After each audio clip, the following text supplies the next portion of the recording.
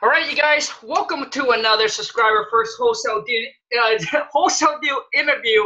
I have a special guest today. He's going to share with you guys same thing. If you guys haven't listened to other one, basically I'm going to have him share with you guys his stories and obviously how he first executed his first wholesale deal and made $7,500. So I don't want to take any more time. Let's get right into it. So you guys help me welcome Jade, and also too, if you guys are interested in learning about wholesaling houses, smash that subscribe button. And if this interview add any kind of value to you, even a tiny bit, show Jay some love, smash that thumbs up, and let's get into it. Jay, what up, buddy? What's going on, Khang? How you doing, man? Hey, very good, man. Happy Monday. You too. Happy good Monday. It's good to start a Monday like this. Yeah, man. I hope you had a good weekend. Thank you. You too, man. Thank you. Hey, let's get rocking and rolling, man. So let's get into it by sharing your stories, how you discover real estate, and obviously leading to you doing your first wholesale deal. Yeah, so actually my real estate career kind of started about 2005. I've been doing mortgages ever since then. So started doing mortgages in 05. That's all I've ever known. I've known about flipping and different things. And wholesaling actually didn't even come to my attention until about last year. From Cody Spurberg, the Clever Investor, because he's actually local here in Arizona to me.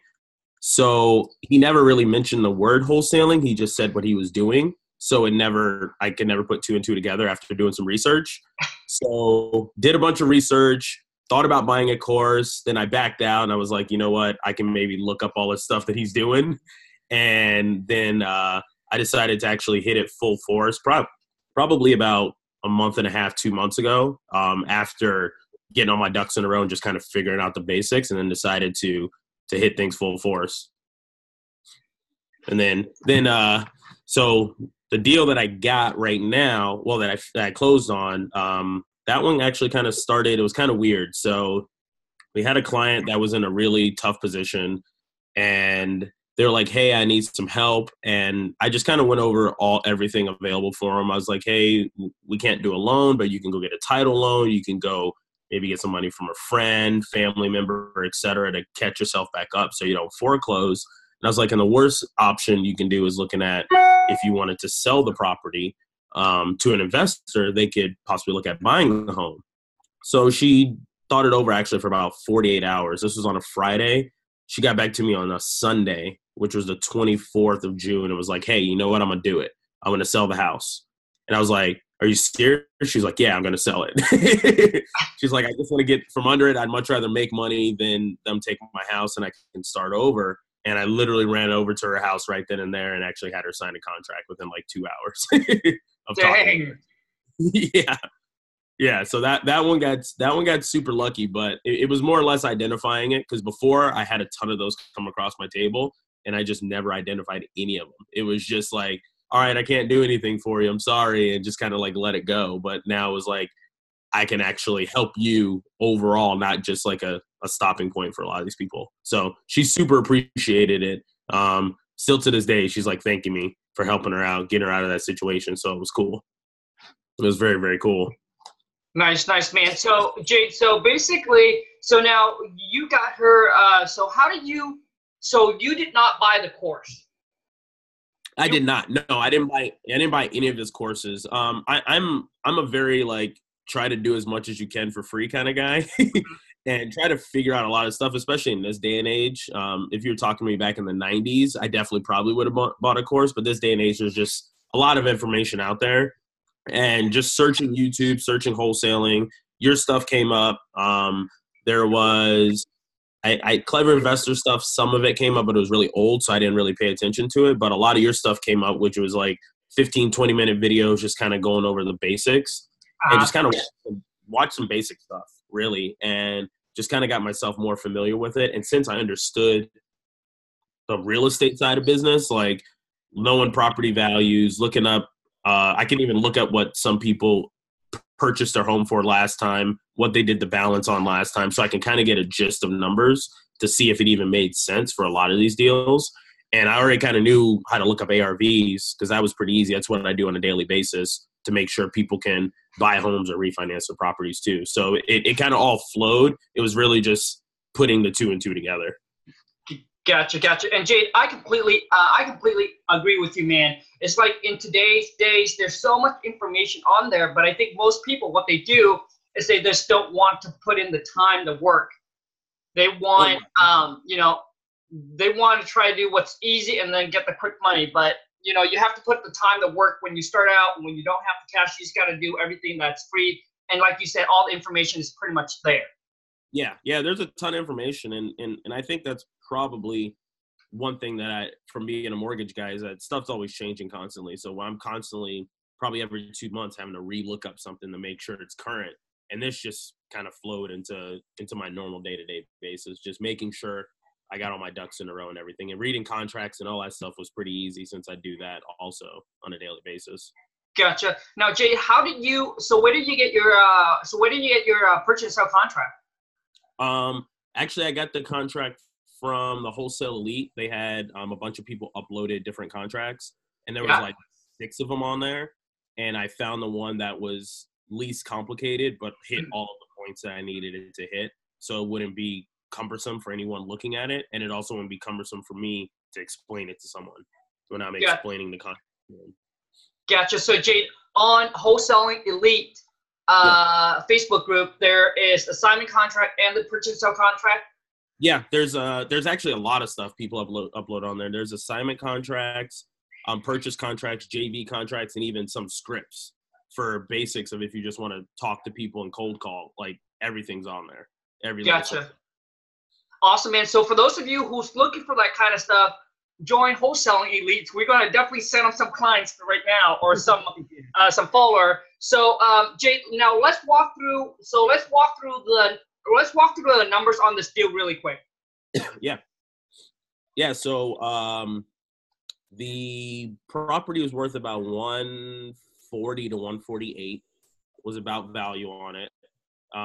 She owed, I think it was like 66,000 on it. Okay. There was like a $10,000 silent second that was on the property from when she purchased the house as I think it was a HUD home, so it was a down payment kind of assistance on there. So all in, she was about, and that was even with back payments and everything. So all in, we're about about 77-ish is about all in. We ended up getting under contract for 92.5. Okay, and what was the repair on it? Repair is actually pretty minor. It was about anywhere between 7 to 10, depending on how many little different things people wanted to go over. Okay. The most interesting thing about this deal is it actually ended up selling for, I wholesaled it for 100, so that's where I made my 7.5. And then one of the agents that I ended up bringing in on the deal, she actually sold it to her in buyer for 103. So she ended up making her $3,000 and I made my 7.5, but she brought in the buyer and no money came out of my pocket that I wasn't expecting to make. Gotcha. So now did you assign it to the agent and the agent assigned it to the buyer, or did she just bring in the buyer? She just brought in the buyer and then mark it up. Yeah. And then we wrote an addendum to additional compensation on there. So we actually bumped up the assignment fee on the assignment contract of $3,000. And then we just delegated with title. $3,000 goes to her, $7,500 goes to me. Nice.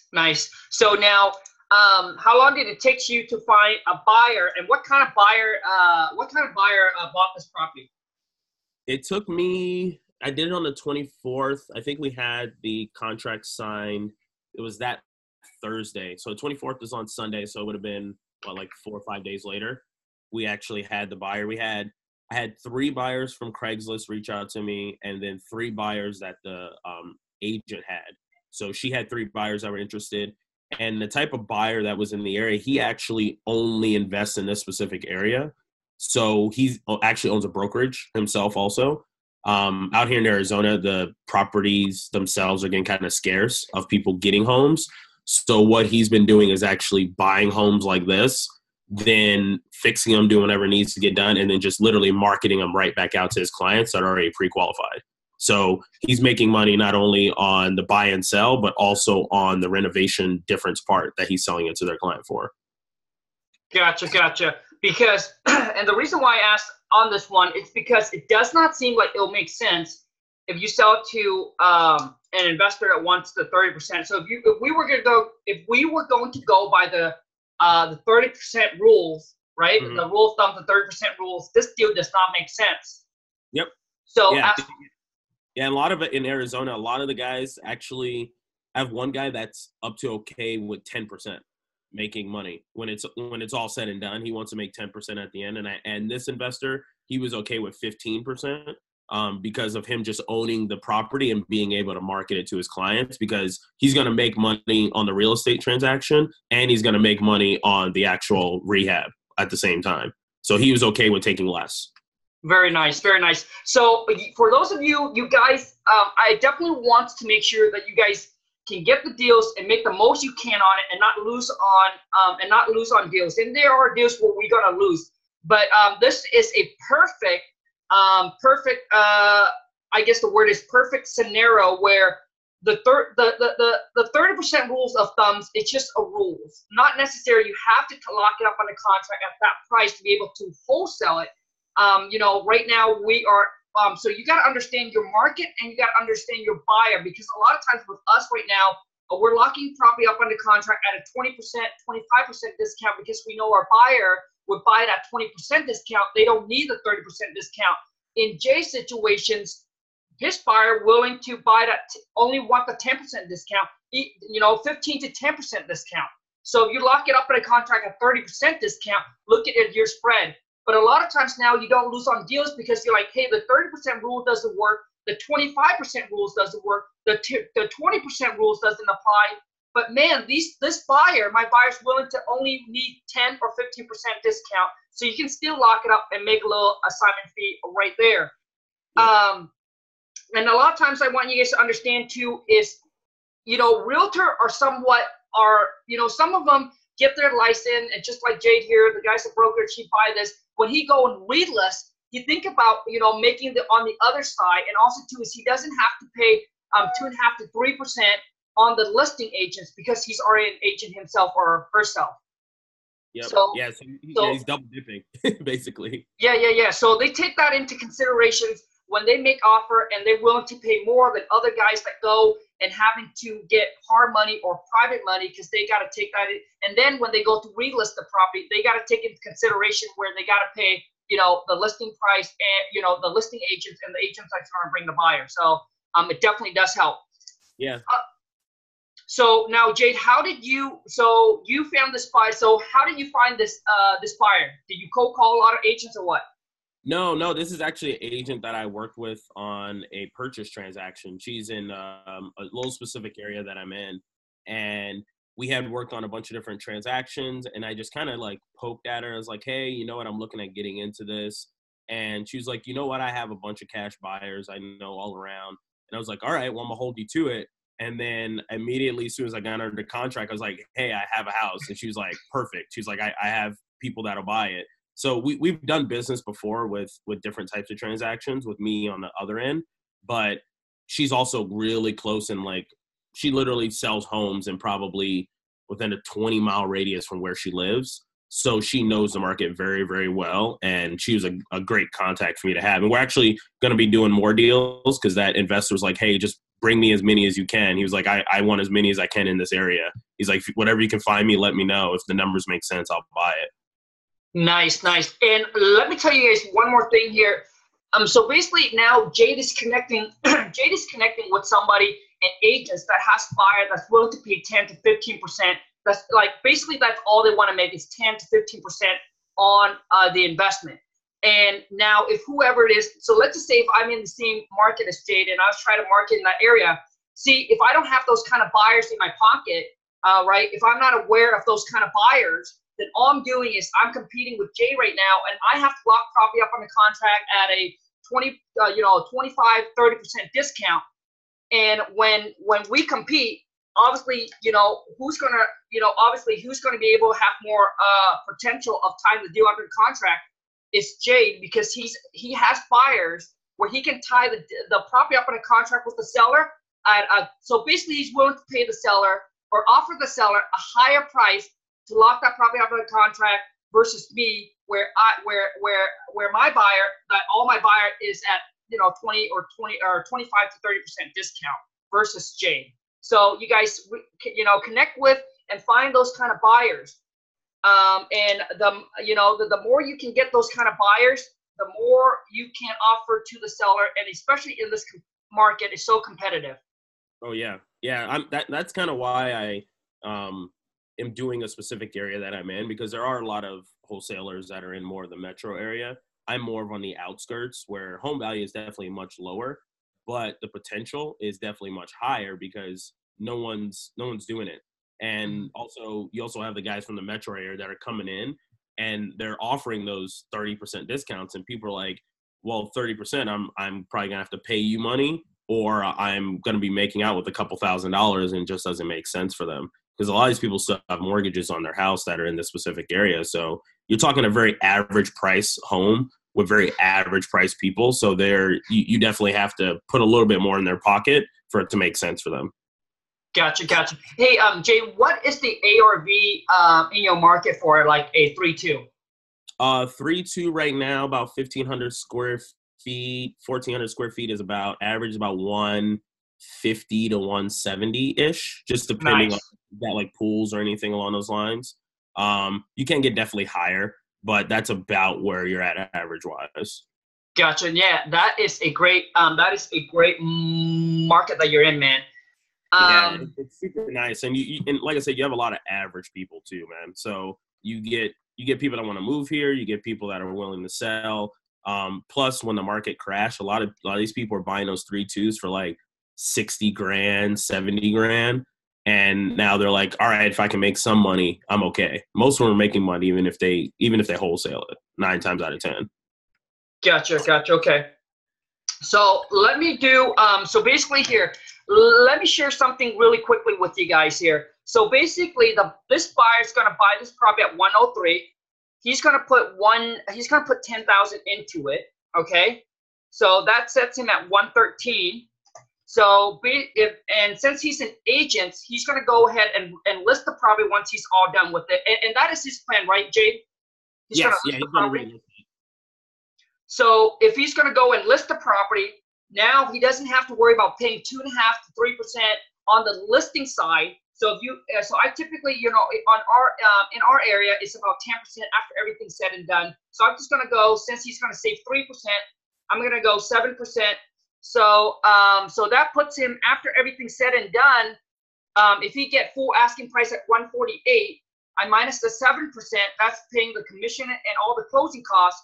This agent will be at right around 137 minus 113. So he's probably looking to make about 24K on this deal. Yep.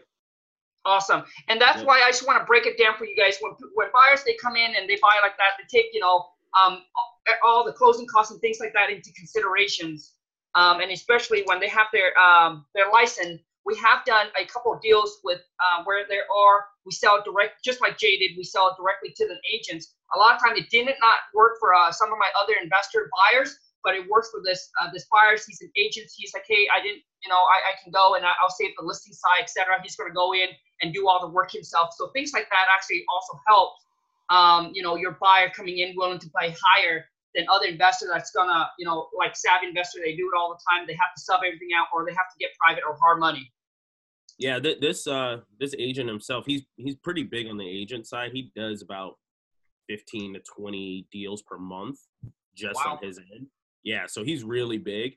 So, and also I think another thing takes it in consideration for him is that he also just wanted to make a deal happen for his clients. He also wanted to keep his business moving, keep things going, keep his brokerage open, which is important to him also. So it's not just like a one-sided thing of, hey, how can I make money? But it's like, hey, how can I keep inventory flowing and keep my clients happy? Because I think that he said he had 6 or 7 clients that fit into that bracket that he couldn't find homes for because there was either nothing on the market or it wasn't in their area that they wanted. So him being able to get that done, get that client done, and then get a referral from that and then make that more and more business is more important to him sometimes. So it's a little bit deeper than just like that single transaction. Gotcha.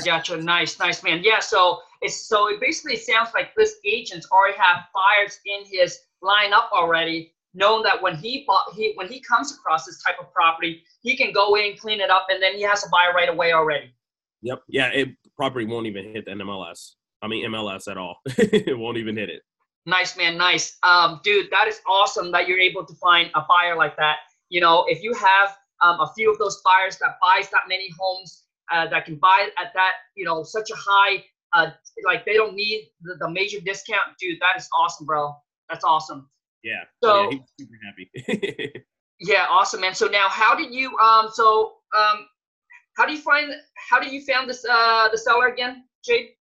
The seller actually, they came into one of my offices that they were looking at getting some help trying to figure out an option for themselves to either get a loan. And like I said, I just kind of, I didn't put any pressure on them.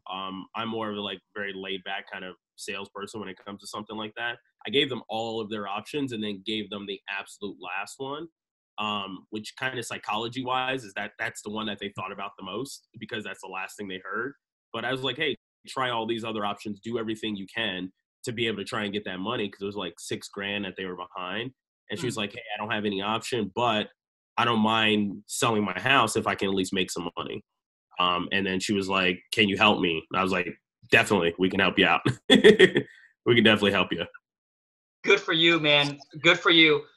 So from start to, so now Jade, so you got into, obviously you're in the mortgage, so you kind of aware of the real estate, speaking of ARV, that's obviously, you know, merchant in, it's going to help you tremendous. So it takes you about 2 to 3 months to actually close your first wholesale deal? Yeah, it was about 8 weeks or so. From I'd say about actually 2 months total. Yeah, from the time that it closed, which was on Friday the 6th, it closed.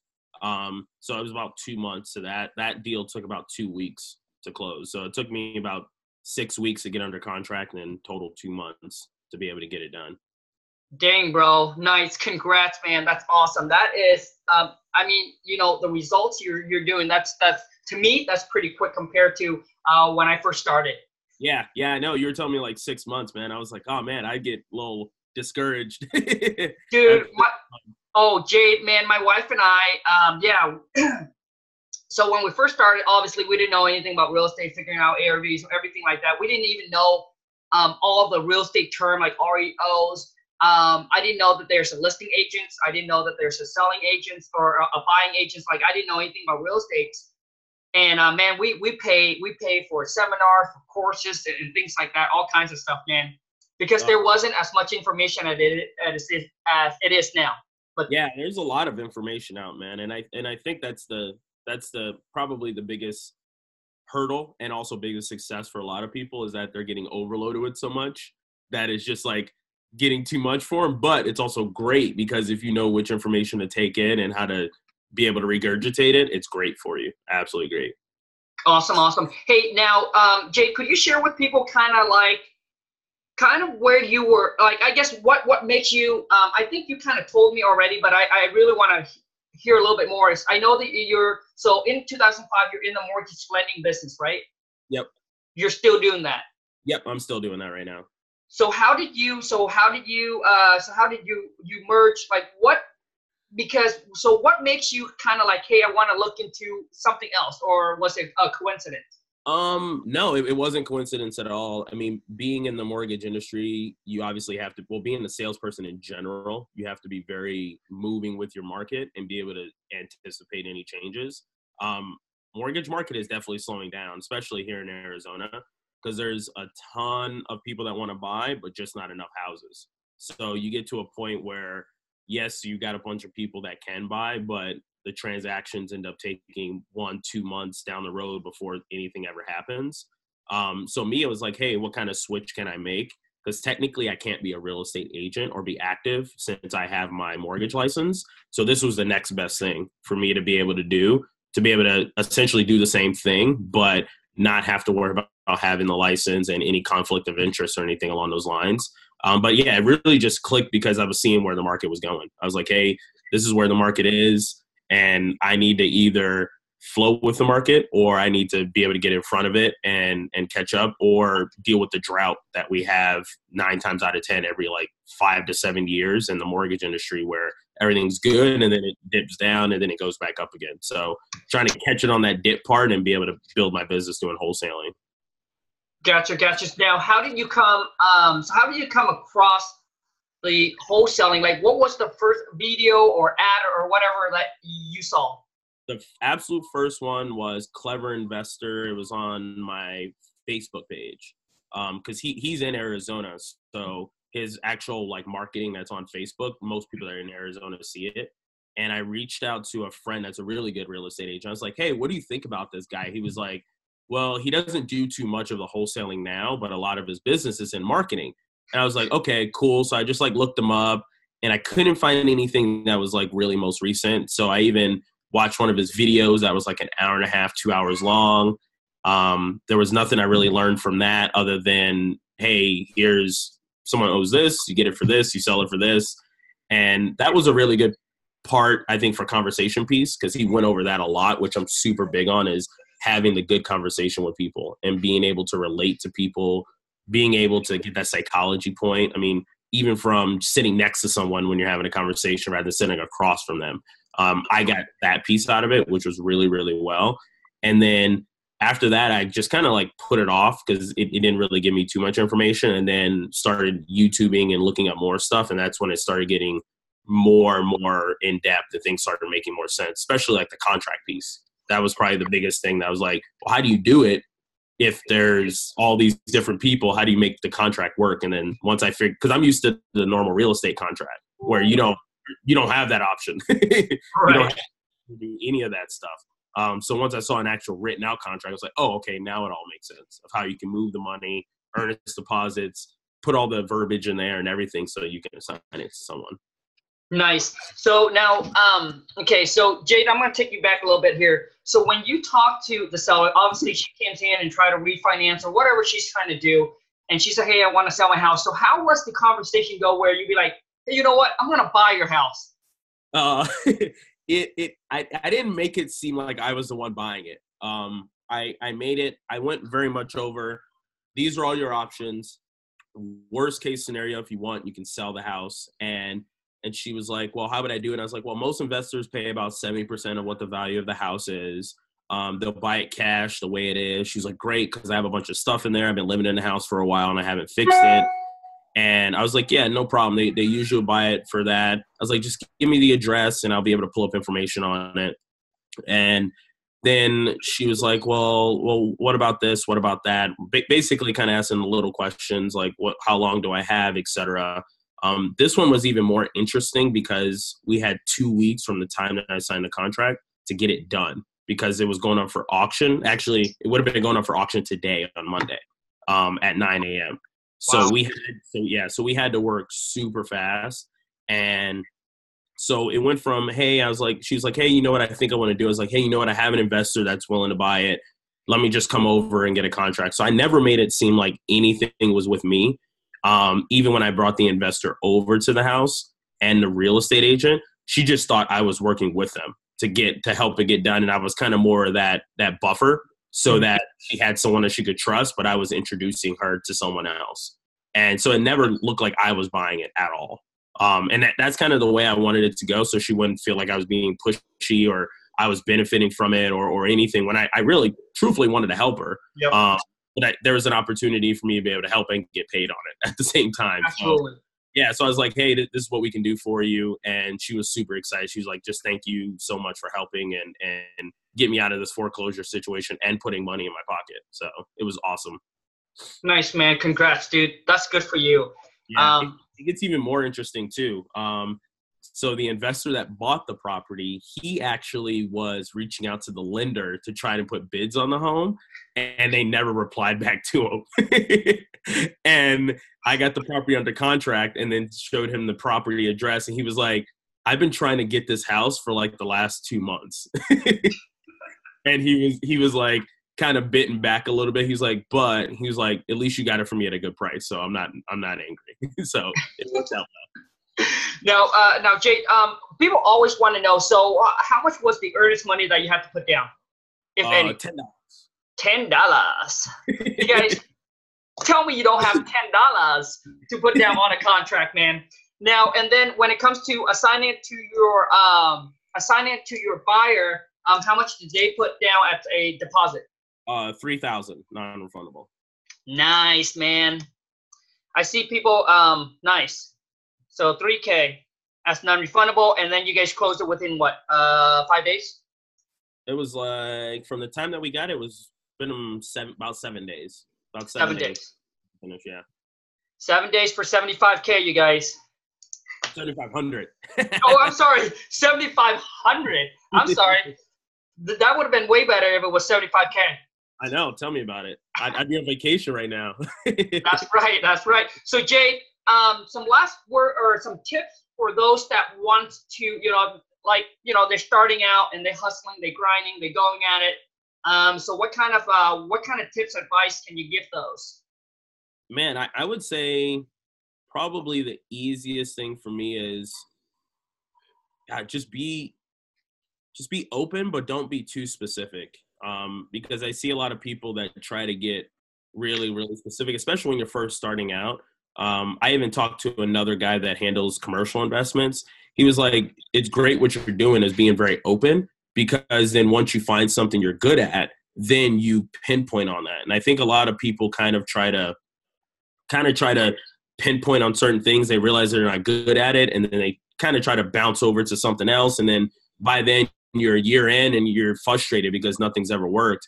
I would recommend kind of dabbling in a little bit of everything. And also what I preach, I even have a YouTube channel myself, but one thing I preach to people is use your title companies to your advantage, because they offer a huge benefit, and also realtors offer a huge benefit, especially if you know them on a personal level. They can offer you more than you would ever know. Awesome. Hey, thanks for that, Jade. Now, be sure, before you give out any personal information, how can people reach out to you? Because your phone, your email is going to blow up.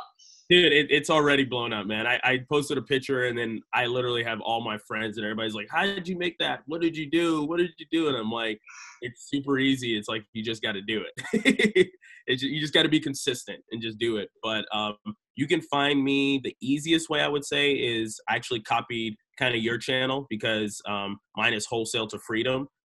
Because it was one thing that I thought about, and I didn't want to set a money goal in terms of when I wanted to do this thing. I wanted to set more of a substantial thing, which is kind of freedom, being able to go out and hang out with my family whenever I want, go on vacations. I can go spend a little bit extra money without having to worry about it. That's more important to me than anything. So that was my thing. That's why I put Wholesale to Freedom, kind of backing up off what you said, Wholesale to Millions. Hopefully get millions soon. But you can find me on there, Wholesale to Millions. If you look me up, probably on like Instagram, it's actually under my DJ name, because I also DJ too. It's under DeejayJade. So you'll kind of see a little bit of everything on there in terms of personal wholesaling, and just fun, goofy stuff on there also. Awesome. Phone number, email address, or is that good? Yeah, I'll give you my email. My email is actually wholesale, 2, freedom@gmail.com. Love it, man. Love it. So you guys, if you are in Arizona, want to reach out to Jade and connect with him so he can, give you some tip, advice, help you out, whatever it is. I'll make sure I'll drop all of his contact info in the descriptions. So for those of you who wants to reach out to him, last word, Jade, to end this. Grind. Stick to it. Because that's one thing I could say. I'm a very person that I love to see good results, and I love to see fast results. And it usually doesn't take me 2 months to see results in anything. So I was kind of getting to my wit's end, and then this just literally landed in my lap, and I just needed to switch gears and get out of my rut and be able to get in a work mode. So keep grinding. I definitely say that's probably the biggest thing, as most people, is keep grinding. Don't get information overload. Like I said, that's a big thing that a lot of people do, is they get information overload, and it kind of just weighs down on them, because they keep asking too many questions about stuff when it's really very simple. It's very, very simple. Don't get too information overload and just be fluid. I mean, do what you think you're good at. If you're good at talking to people, make cold calls. If you think you're good at putting up signs in certain areas, I mean, put up signs. If you think you can contact all the people on Craigslist and stuff like that, do that. I mean, just try to stick to something that you know you're good at originally and just kind of flow with it and go with that. Awesome, Jade. Hey, I want to say congrats, man. That's awesome. You're helping somebody out. You're making money. And, you know, I'm looking forward to seeing more of your success. And thank you so much for taking time to come onto the channel to help inspire and motivate those of you who haven't got your first wholesale deal done. Go and get it done. Thank you, Jade. Of course, man. Thank you very much, Khang. Appreciate it, bud. Have a good day, not man. a problem. Have a good one, you guys.